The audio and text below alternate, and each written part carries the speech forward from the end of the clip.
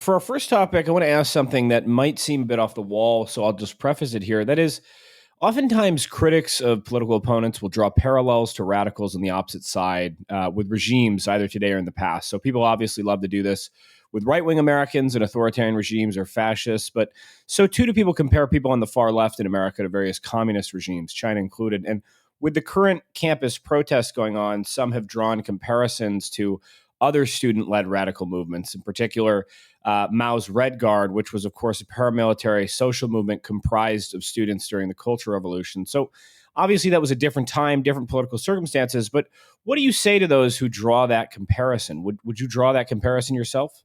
Not exactly the same, but there's a lot of similarities, particularly when you consider the social, intellectual, and the political conditions. Conditions are different. Of course, Cultural Revolution took place in an environment where you have one supreme leader has absolute power and fan the young college and high school kids and to be the Red Guards. Here in the United States, I mean, it's a democratic society, and there's a law and order. There's opposition, by the way, and then they're not responding to a supreme leader or the government. So from the top down.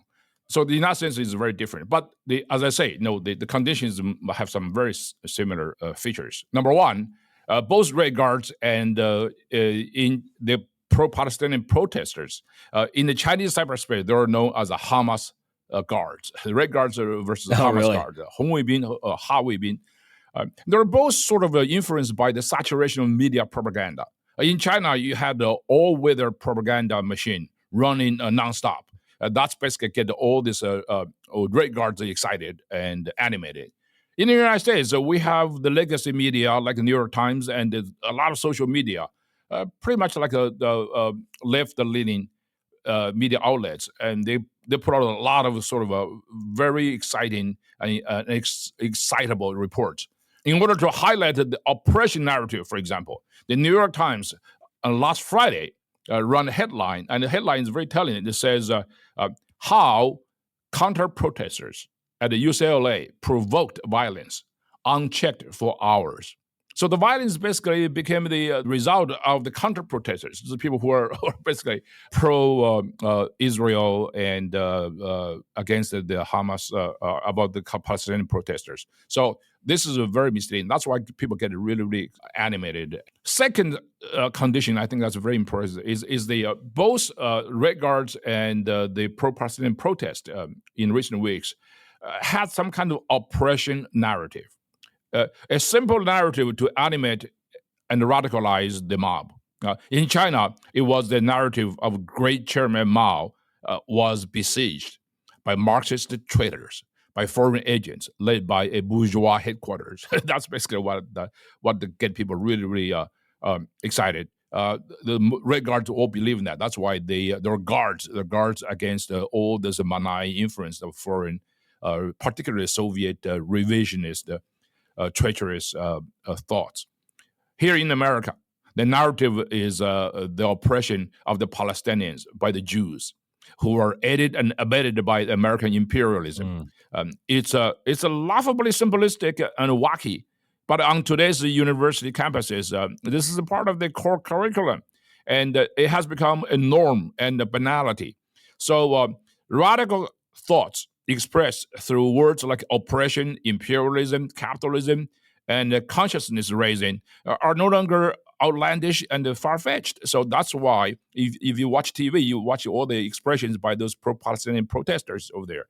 I mean, they were really, really full of all those semantics and jargons of the operation narrative. And number three, I think there's also, they were influenced by pretty much like communist modus operandi. There are similar kind of methods. New York City Mayor Eric Adams said last week, all of the people arrested on some of the major universities, campuses in New York City are not students, but outsiders. They're professional agitators. This indicates that this is a well-organized, well-funded, and a well-purposed protest, not necessarily spontaneous and lawful. This is all very familiar to many of us who sort of grew up in China, and also at least to understand the Chinese history. because it is so similar to the CCP's modus operandi of making revolution through its United Front work, which means that clandestine organizational methods with professional agitators. Vladimir Lenin called these people the vanguards of the proletariat. We call them infiltrators. If you look at closely, there's a remarkable similarity in the way the CCP and Hamas run their organizations. The highest political organization inside any communist party, you know what it's called? It's called Politburo. Right? The Chinese Communist Party right now, Politburo has 7 people. Of course, the chairman of the Politburo, the political bureau of the Central Committee is Xi Jinping. So guess what? The highest political organization, a power authority in Hamas, do you know what it's called? Politburo. It's called Politburo. Like China's CCP Politburo has 7 members. The Hamas Politburo has 15 members. And the leader is Ismail Haniyeh, right? So that's basically, it's the most wanted people. Now, below the Politburo is what the Hamas is called the Shura Council. You know what Shura Council is? Shura Council's job is to elect Politburo. So it's very much like a central committee of Chinese Communist Party. Yes. Right? Central committees have some 200 some people over there. Now, the governing body of China is the State Council, which is far less important. It's the same thing. And Hamas's a government body is ranked very, very low. It's a leader. It's called Prime Minister. So the Prime Minister makes an implement the policy decided by Politburo. Now, you will notice that it's a very important part of the Chinese Communist Party's overseas international organizational operandi is the so-called the United Front work. United Front is a semi-underground, clandestine, and it's very important in Chinese Communist Party's methods of making revolution, as they call it. Mao famously said there are 3 magic weapons of Chinese Communist Party. Number 1 is United Front, basically infiltration and capturing the hearts and minds of overseas, destabilizing adversaries' home front. Number 2 is armed struggle, right? The army. And number 3 is party construction. Basically, you have party cells in every unit of the society. Now, in Hamas, the organizational chart, they have 2 government bodies that's ranked very high. One is in parallel with the Shura Council. It's called the Delegates Abroad. So Hamas has a lot of overseas international delegates. They were in United Front. They're on United Front. They were on university campuses, corporate boards, and some of the particularly, there's one department which basically is a China equivalent to China's United Front. It's called the Palestinian Diasporic Affairs, whose job is exclusively to organize pro-Palestinian agenda abroad in countries like the UK, United States, France, Germany, and Africa and Asia, right? So that's basically is there. Now, the Gaza Affairs Department is way down, and there's West Bank Affairs over there, and that's basically it, right? So organizationally, I think there must be some kind of connection between Hamas, international arms, and the protest. I mean, you can see this the university campuses. They have hundreds of tents encampment set up by the protesters. They're all the same brand. They're all the same color. Somebody bought for them to this. So we're organized over there. Now, of course, that alone doesn't say much, but I think there is a.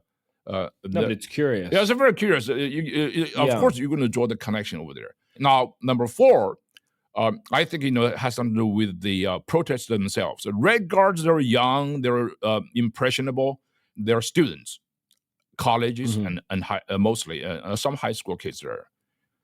You can see on TV this wave of protest in the United States. There are overwhelmingly college kids. Mao famously said when he found the college kids to be his Red Guards, he famously said, "Youth are like the rising sun around 8 or 9 o'clock in the morning, full of hope." right? This basically is a Palestinian pro-Palestinian protesters are like the same thing. They're college students.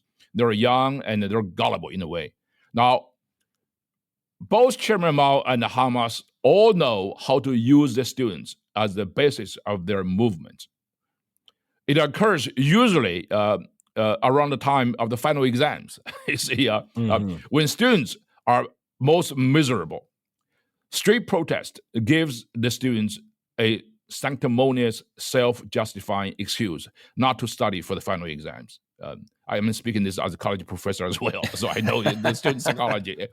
Not to trivialize the protests themselves. I'm just, putting in my 2 cents here. Right? But it's true that the 1960s American campus uprising started in a 4-semester final exam weeks in 1964 in a place called Berkeley, which is my alma mater. That's like early December, right?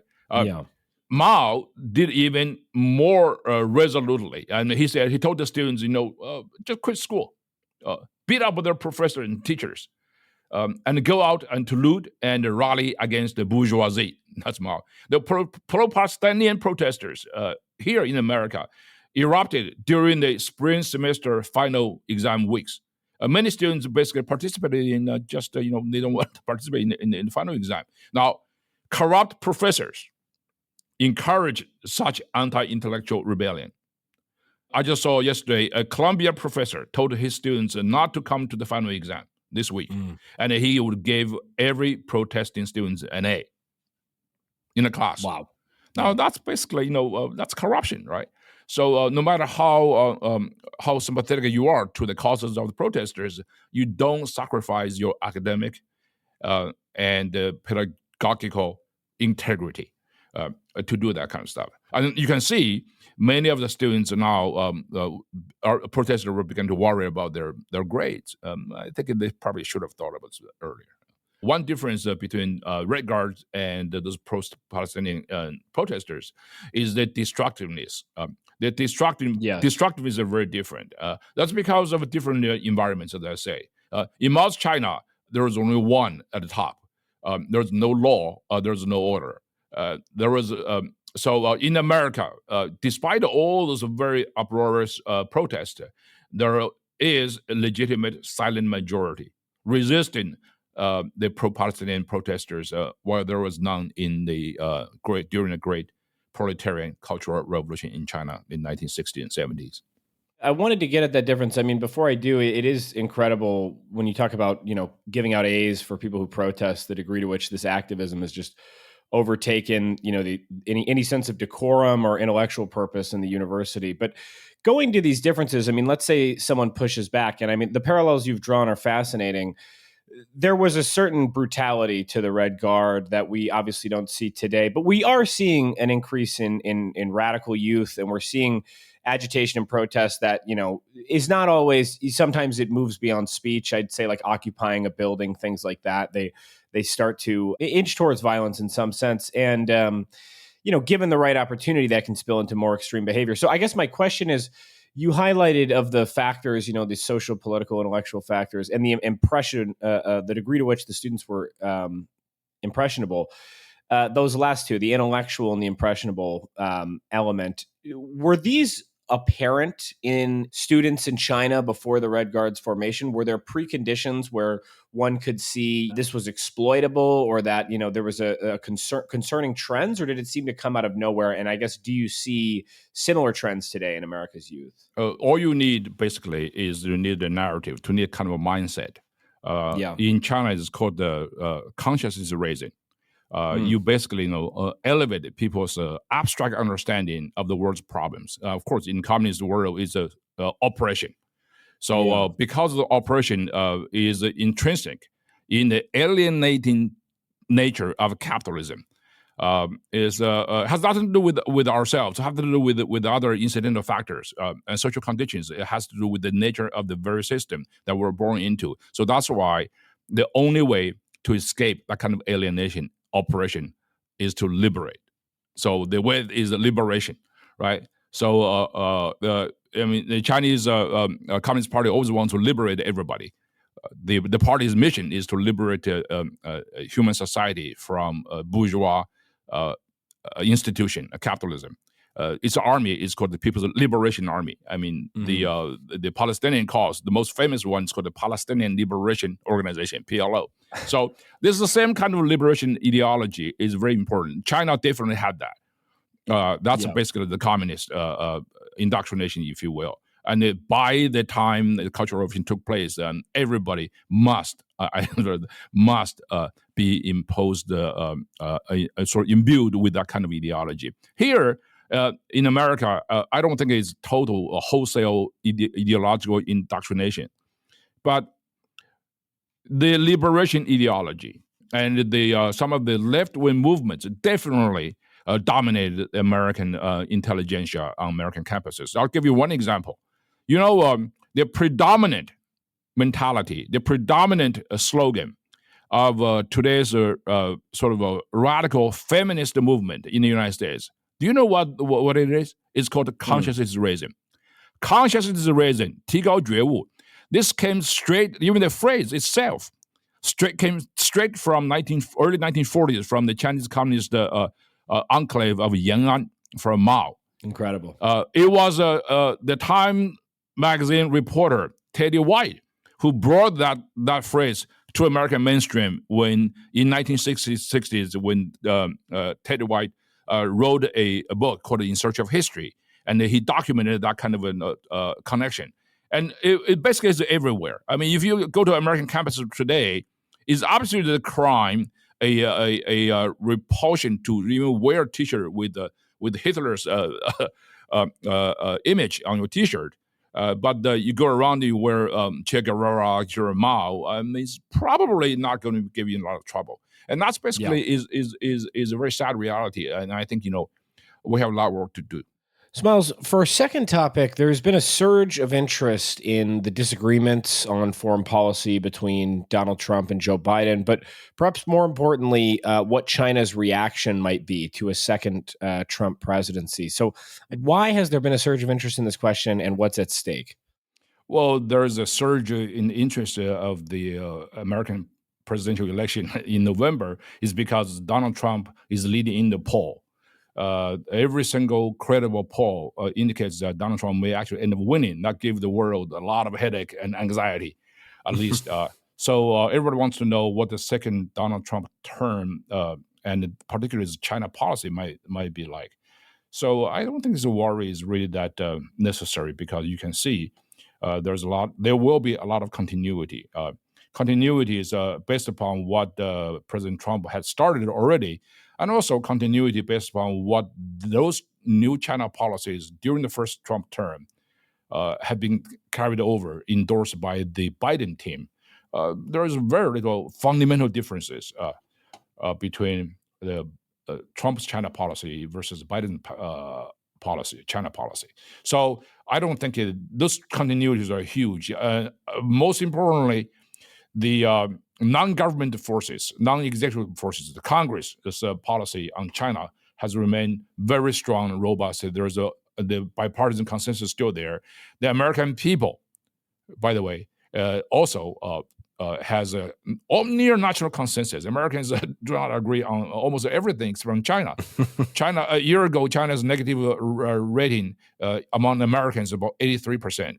Last week, the Pew poll, conduct a new poll, is 83%, almost unchanged. If you have a country that has 81% of negative opinion in the country would have a very strong support. No politician could ignore that. So that's why continuity is very important. Whatever happened in the first term, it will be much more efficient, much more organized. The prospect of the second Donald Trump term has not only caused the international reaction.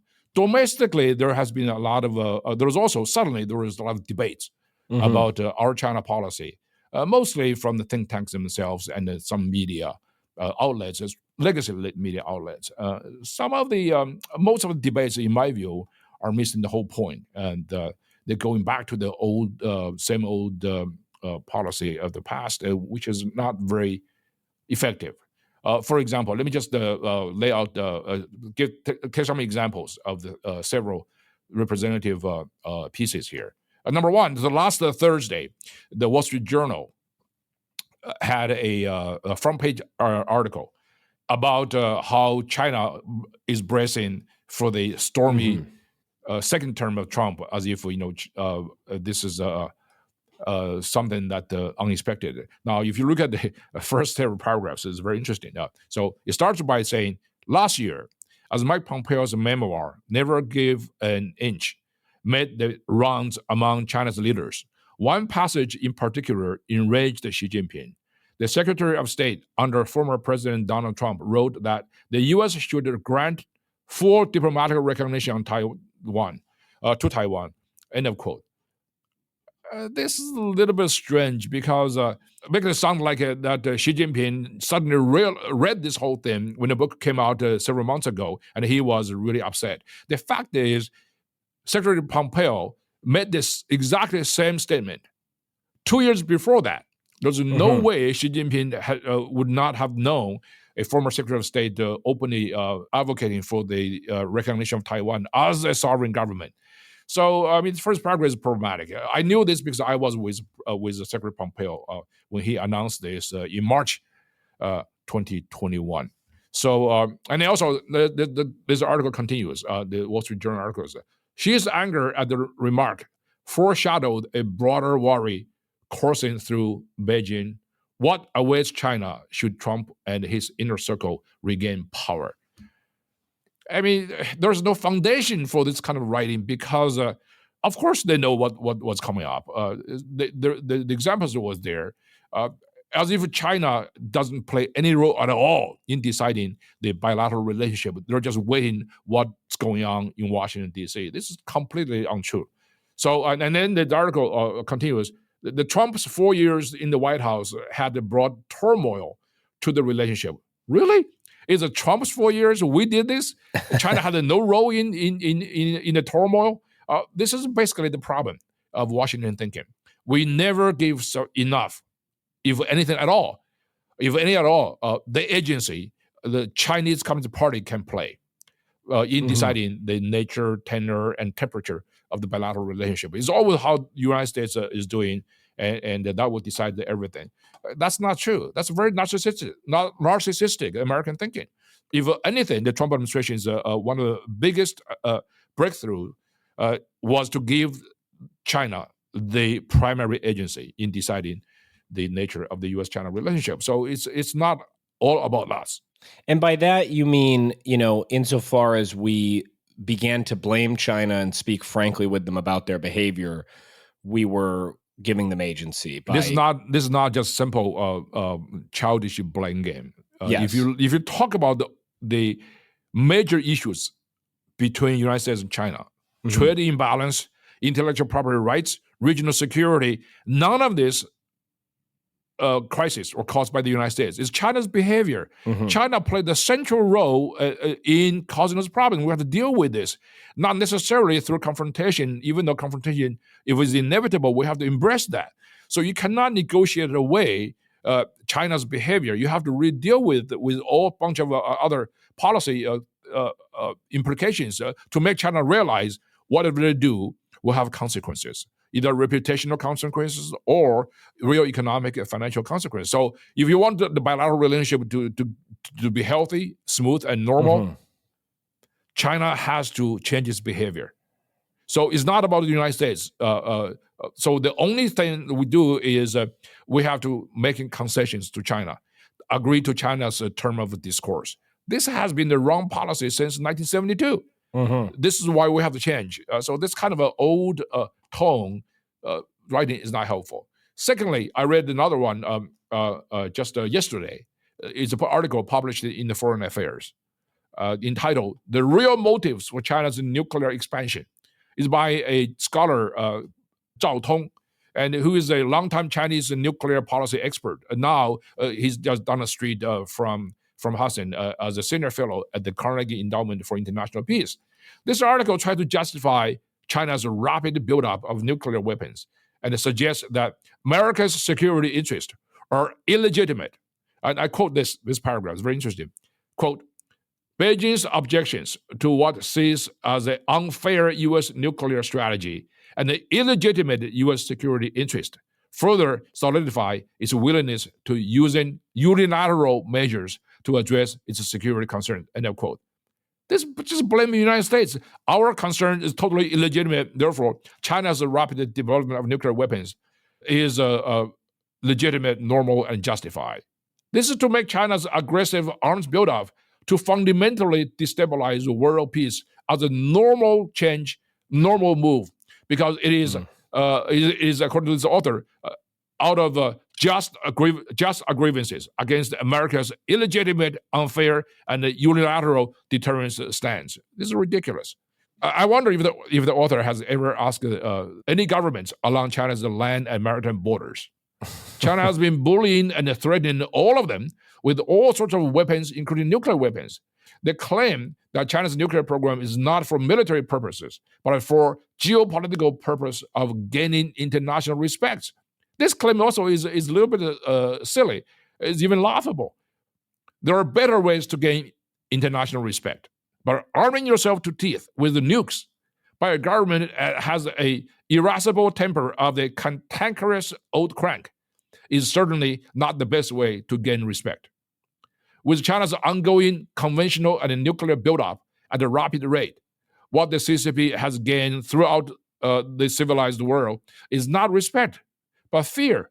That fear alone justifies America's continuing maintaining its nuclear deterrence.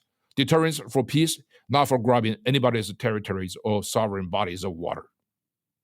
And then there's another piece I read just over the weekend, actually published last Friday, by the American opinion leader. His name is Zachariah Fareed in the Washington Post. The title of this article is The Dangerous New Call for Regime Change in Beijing. This article was written in response to Matt Pottinger and Mike Gallagher's article calling for challenging China's regime head-on. A dangerous new call for regime change? Really? The author is channeling the Chinese government's narrative that the U.S. government wants to conduct regime change in China. Well, first of all, the American government has said that there is no such a plan for regime change in China. Secondly, the regime should be changed because the Chinese Communist Party regime is not, if this regime is not changed, that regime will change all of us. In fact, the Chinese regime is conducting a robust campaign of regime change in America. Look at this. It is massively infiltrating Americans' defense industry, information, education, technology sectors. China is running a big propaganda campaign in the United States through its proxies in Wall Street, K Street, and Massachusetts Avenue. Important American thought leaders, there are also many of them were talking on behalf of the Chinese government. Some professor from Harvard in particular, right? China has stolen some of the most crucial data systems of grave national security significance, including the entire federal employees' security clearance and personnel records from the Office of Personnel Management, the entire personnel financial records of Equifax, one of the three most important financial score ratings corporation in America, affecting hundreds of millions of Americans. But perhaps most egregiously, Secretary of State Anthony Blinken said 2 weeks ago, the U.S. government has tangible evidence to prove that the Chinese government has been interfering in Americans' election processes. Now, that is a political as well as a criminal act against the American system. So I guess the question really is about this, not about regime change. It's about who should change the regime. Should Americans take the lead in terms of self-defense? Maybe we should, but I don't think we have to, because the element that wants to change the regime in China much, much more is the Chinese people who are under Orwellian control and repression by the communist regime. What we should do is to help the Chinese people to free themselves from the shackles of the regime's repression and control. So we can redo it very easily because both the Chinese and American leaders have a vow to enhance people-to-people interaction. I don't think Chinese leadership is really, they really mean it to have the really people-to-people exchange, because we should never trust Chinese Communist Party's promises. well, we can act as if we did, right? So sooner or later, genuine people-to-people engagement will facilitate the change in China. So the problem is the government has really controlled the access to the Chinese people. I mean, we have like over 300,000 Chinese students studying there. Our Americans, because the Chinese government set up all kinds of barriers, study in China, number no fewer than 1,000. That's a huge difference right now. So in response to Washington Post article by Mr. Farid, what I would suggest is that let's talk less about whether we should do regime change in China or not, but spend more time talking about how to stop China's well-orchestrated campaign to change the regime right here in the United States, and how to assist the Chinese people in their pursuit of changes for a better China for them, and also for all of us in the world. Those articles, opinion pieces, have two major problems. First of all, they are epistemologically flawed, and secondly, they are factually incorrect. Epistemologically speaking, these unenlightened writings ignore the preponderant agency of China in our bilateral relationship. For not everything is decided by what the U.S. does or doesn't do. The tensions in bilateral relationship are overwhelmingly caused by China's behavior, not by the Americans' response to those behaviors. So factually speaking, the implication in all these writings is that the U.S.-China relations during the Trump administration was full of chaos, instabilities, and crises, more so than during the Biden administration. This is factually incorrect. The relationship was tense in the Trump administration, yes, definitely, but it was far more stable. It is tense but stable, with far fewer crises, because all the bad guys knew that Americans finally meant business. There have been a remarkable continuity in both Trump and the Biden administrations on China policy. The theatrics by our opinion leaders are truly just that, drama and theatrics that bear little resemblance to reality. The potential return of Trump to the White House will not really change that continuity, whose momentum was started by his own administration in the first place. I think that's a great point. And to your point about regime change, I mean, Americans are obviously wary given, the last several decades of foreign policy and what's perceived as misadventures. But as you say, I mean, that doesn't preclude us from judging regimes with a clear-eyed, moral judgments. And it certainly doesn't preclude us from exchanging those judgments in people-to-people interactions. But it is amazing, as you say, there is continuity in the Biden administration. People have, on both sides of the aisle, I think, come to agreement with the stance that Trump brought us to, which is that China posed a significant threat.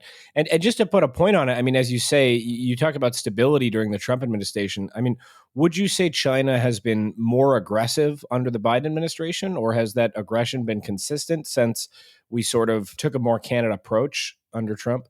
Oh, the answer is absolutely. I mean, China has been far more aggressive during the Biden administration than during the Trump administration. That's because China sees our willingness by the Biden administration for cooperation as a weakness. Mm-hmm. So that's why they exploited this.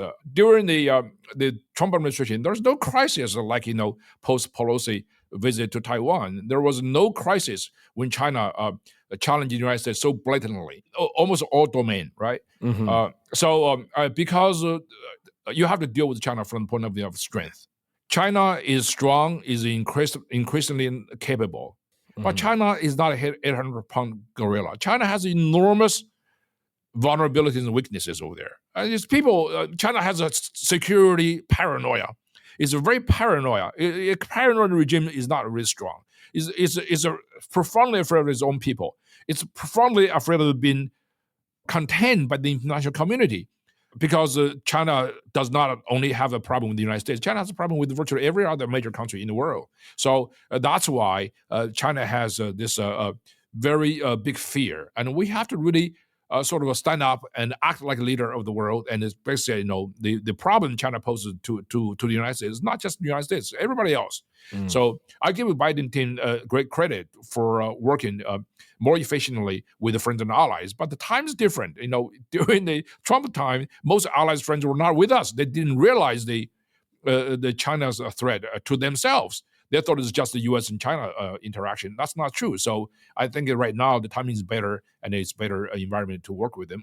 I'm positive that if President Trump returns to the White House, this international alliance against China's aggression, Chinese threat, will be much, much better. And because we have all matured, we have much more willingness exhibited by our friends and allies. That's well said.